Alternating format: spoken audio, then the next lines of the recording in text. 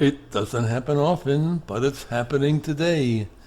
Instead of the Sunday liturgy, we are celebrating the great solemnity of Saints Peter and Paul. So something must be going on.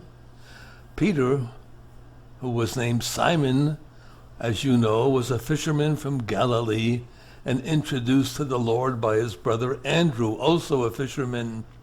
Jesus gave him the name Cephas, Petrus in Latin, which means rock, because he was to become the rock upon which Christ would build his church.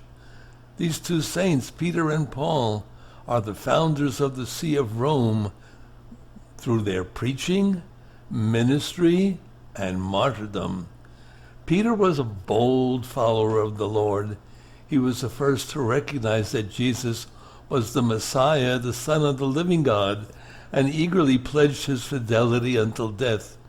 In his boldness, he made many mistakes, however, such as losing faith when walking on water and betraying the Lord on the night of his passion. Yet, in spite of that, Peter was chosen to shepherd God's flock. The Acts of the Apostles illustrate his role as head of the church after the resurrection and ascension. Peter led the apostles as the first pope. He spent his last years in Rome, leading the church through persecution, eventually being martyred in the year 64. He was crucified upside down at his own request because he claimed he was not worthy to die as his Lord. He was buried on Vatican Hill, and St. Peter's Basilica is built over his tomb. Paul was the apostle of the Gentiles. His letters are included in the writings of the New Testament, and through them we learn a lot about the early church. Before receiving the name Paul, he was Saul, a Jewish Pharisee who zealously persecuted Christians in Jerusalem. Scripture records that Saul was present at the martyrdom of Stephen, Saint Stephen, of course. Saul's conversion took place as he was on his way to Damascus to persecute the Christian community there. As he was traveling along the road, he was suddenly surrounded by a great light from heaven.